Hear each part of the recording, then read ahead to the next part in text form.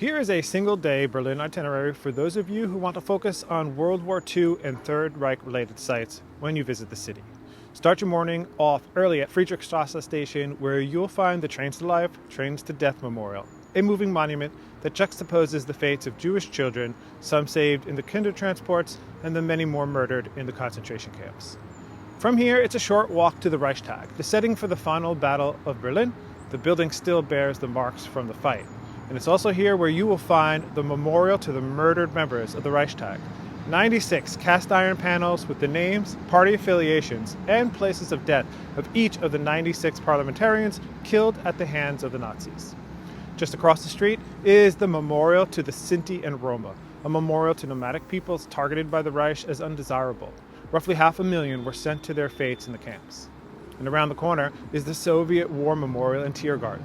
This is the burial place of just over 2,000 Red Army soldiers. It was built here at the heart of the planned center of Germania.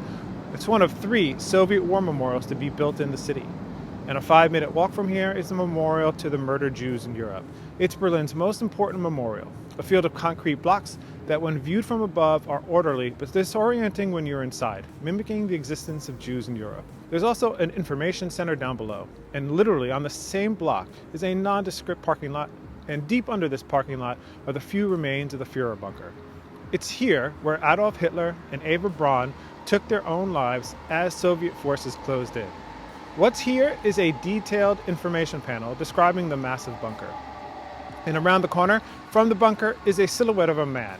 This is the Johann Georg Elser Memorial. It recognizes the man who almost assassinated Hitler, Goering, and Goebbels all in one attempt in Munich. It stands where Hitler's office balcony once was. Just to the south is the former Ministry of Aviation, one of the massive administrative buildings constructed by the Nazis. It was ostensibly civilian, but it was also the center for the Luftwaffe. Today it houses the German tax office. And just to its south is the Topography of Terror, which sits on the former headquarters of the Nazi SS and Gestapo.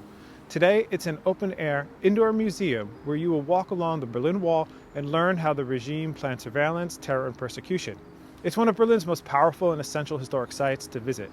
And after a break for lunch, head a few blocks west to the Bebelplatz area, to the Berlin Story Bunker. It's housed in a massive World War II air raid shelter turned museum that walks you through the rise of Hitler, the machinery of the Nazi dictatorship, and the destruction of Berlin in 1945. From Bebelplatz, take the S-Bahn north a short ride to Gesundbrunnen. Here you will find the Berlin Unterwelten organization. Descend beneath Berlin on the Dark Worlds tour. Explore an original World War II air raid bunker, wander through narrow tunnels and haunted rooms, and see artifacts from bombs, shelter life, and survival. After the tour, head across the street into Humboldthain Park to visit the Flak Tower, which is right behind me, a massive World War II anti-aircraft fortress built to defend Berlin from Allied bombers. Today you can explore its surviving pot-marked concrete walls, climb to panoramic views, and if you're here in the warmer months, you can even join tours that descend into the dark maze-like interior. After dinner, be sure to check out the book-burning memorial at Bebelplatz. It marks a spot where Nazi students burned more than 20,000 books in 1933, just one of dozens of cities where this happened. Through a glass window in the ground, you will see an empty underground library, a powerful reminder of censorship, lost voices, and the fragility of free expression. Now, I've certainly left out spots which you can let me know about in the comments below.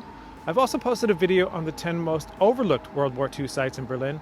It's part of the playlist attached. Be sure to follow my page for more Berlin content like this, and I'll see you in the next video. Tschüss!